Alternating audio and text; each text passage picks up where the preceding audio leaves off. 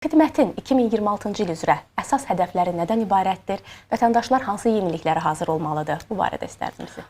İlk növbədə 2026-cı ildə də bizim hədəflədiyimiz əsas məsələlərdən biri vətəndaşlar üçün əlçatan olmaqdır.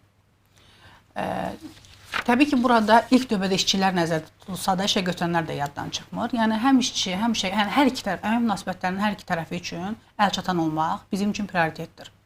Və xüsusilə də vətəndaşların inamını, etimadını ildən ilə artırmaq bizim hədəflərimizdən biridir.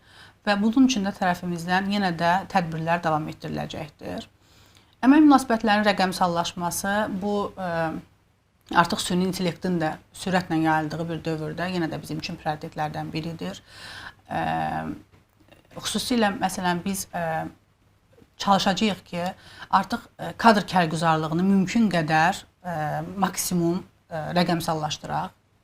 İşə götürənlər üçün daha yeni imkanlar yaradaq. İşə götürənlərin sistem üzərindən özünü qiymətləndirmə modeli üçün artıq müəyyən elementlər, mexanizmlər quraq. Həmçinin əməyin mühafizəsi sahəsində işlərin daha da sistemli, planlı həyata keçirilməsi üçün bu il hədəfləmişik ki, əmasda əməyin mühafizəsi adlı ayrıca bir bölmə yaradaq. Hal-hazırda var əməyin mühafizəsi ilə bağlı bir sıra funksiyalallıqlar, amma məqsəd onu daha da təkmilləşmək və ayrı bir modul altında təqdim eləməkdir.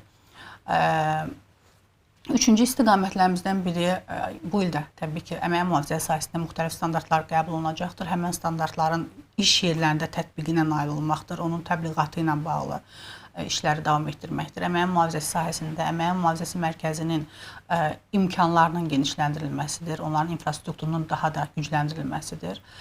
Bütün işə götürənlərə çatmağa hədəfləyirik təbii ki, mümkün qədər. Habelə qeyd elədik ki, əmək qanunvericiliyində çox saylı dəyişikliklər olubdur. Bu da təbii ki, bizim üçün həm də riskdir ki, həmən qanunvericiliyin düzgün yerlərdə tətbiqi olmaya bilər və bu il əsas hədəflərimizdən biri də maarifləndirmə tədbirlərində əsas hədəflərimizdən biri də əməyin qanunvericiliyi ilə bağlı düzgün maarifləndirməkdir işə götürənlərə, həm də işçiləri ki, onların hansı hüquqları var. Preventiv tədbirlərlə yanaşı, proaktiv nəzarət tədbirlərimiz də bu il dairəsini genişləndirməyə planlaşdırırıq. Xüsusilə qeyri-formal məşğulluqla mübarizə istiqamətində rəqəmsal həllərdən istifadəni genişləndirmək əsas hədəflərimizdən biridir. Yəni, hədəflərimiz çoxdur. Ümid edirik ki, burada siz birgə əməkdaşlıq çox mühümdür. Yəni, burada işə götürənlər də bu yenilikləri tətbiq etməkdə açıq olmalıdırlar. İşçilər də, yəni, təbii ki, bu bizdən də asılıdır ki, biz onu nə qədər maarifləndirəcəyik, ictimaiyyətə çatdıracağıq. İşçilər də bu yeniliklərə hazır olmalıdırlar. Məqsəd təbii ki, layiqli əməyin təminidir.